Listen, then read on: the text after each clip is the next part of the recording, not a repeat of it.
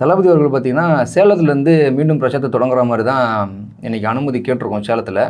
எந்தெந்த இடம் பார்த்தீங்கன்னா, போஸ் மைதானம், கோட்டை மைதானம், சீலநாயக்கம்பட்டி தேசிய நெடுஞ்சாலையில அனுமதி கேட்டிருக்கு. இதில வந்து தாவேகா என்ன முடிவெடுத்திருக்காங்கன்னா, சீலநாயக்கம்பட்டி தேசிய நெடுஞ்சாலை, சேலம் தேசிய நெடுஞ்சாலையில வந்து நம்ம உறுதிப்படுத்தியிருக்கோம்.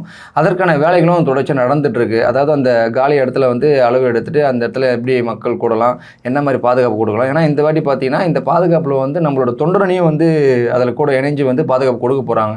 ஏன்னா அந்த கரூர் சம்பவத்துக்கு அப்புறம் எந்த ஒரு சம்பவம் நடக்கூடாதுன்றதுனால, கட்சியின் சார்பா வந்து தொண்டரணியை வந்து உருவாக்கியிருக்காங்க.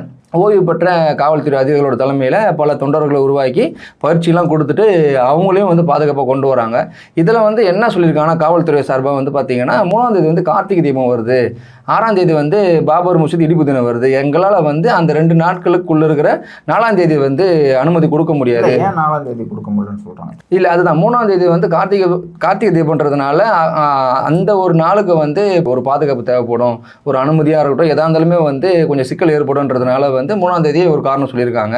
அதே மாதிரி 6ஆம் தேதியும் பார்த்தீங்கன்னா, பாபர் மசூதி இடிப்பு தினம்ன்றதுனால வந்து அன்றைக்கும் வந்து தமிழ்நாட்டில் ஒரு எந்த ஒரு அசாதாரண சூழ்நிலை நிலவக்கூடாதுன்றதுனால அந்த டைமில் வந்து காவல்துறை வந்து அந்த டைமில் அங்கே ஒரு ஃபோக்கஸ் பண்ணி அதுக்கான பாதுகாப்பில் இருப்பாங்க.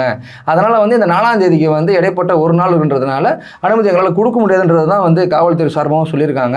இதை வந்து நம்ம கட்சி தலைமையும் வந்து யோசித்து என்ன ஒரு முடிவு எடுக்கலான்றதை வந்து முடிவு பண்ணி பேசிட்டு தான் இருக்காங்களே. அது ஒரு சில நாளில் வந்து தலைமை வந்து என்ன தேதியில் வந்து தளபதி அவர்கள் வந்து சேலம் மண்ணுக்கு வராரு, சேலம் மக்களை சந்திக்க வராருன்றதை கூடிய விரைவில் வந்து தலைமை வந்து கண்டிப்பாக அறிவிக்குன்றது தான் இப்போ இருக்கிற செய்தி. இல்லை, இறுதியான அறிவிப்பு வந்து தலைமையிலேருந்து வரும். இருந்தாலும் காவல்துறை தரப்புலேருந்து என்ன மறுப்பு தெரிவிச்சாங்க? அந்த தேதி மட்டும் தான் மறுப்பு தெரிவிச்சிருக்காங்களா என்ன? இல்லை, நீதிமன்றம் உத்தரவின் பேரில் வந்து காவல்துறை வந்து என்ன சொல்லியிருந்தாங்கன்னா, ஒரு எஸ்ஓபி வழிகாட்டு நெறிமுறை அமைக்கணும்னு சொல்லிட்டு நீதிமன்றம் சொல்லியிருந்தாங்க. ஆனால் அதுவே ஒன்று அமைக்கலை. ஆனால் தாவேக்கு அனுமதி கேட்ட உடனே காவல்துறை என்ன சொல்கிறாங்கன்னா, நீங்கள் வந்து 4 வாரத்துக்கு முன்னாடியே வந்து அனுமதி கடிதத்தை கொடுக்கணும், அனுமதி கேட்கணுன்ற மாதிரிலாம் சொல்லியிருக்காங்க. இது என்ன ஒரு செயல்ன்றது நம்மளுக்கு இன்னும் புரியல.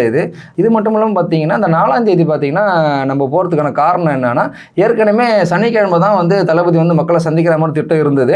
இந்த சனிக்கிழமையில் வந்து பார்த்தீங்கன்னா வார இறுதி நாளும் மக்கள் அதிகமாக கூடுவாங்க, சரி மீண்டும் ஒரு சம்பவம் எதுவும் நடக்கக்கூடாதுன்றதுனால ஒரு ப்ரீ பிளான்டாக வந்து டிசம்பர் 4 வியாழக்கிழமை வந்து தளபதி அவர்கள் தேர்ந்தெடுத்திருக்கலாம்.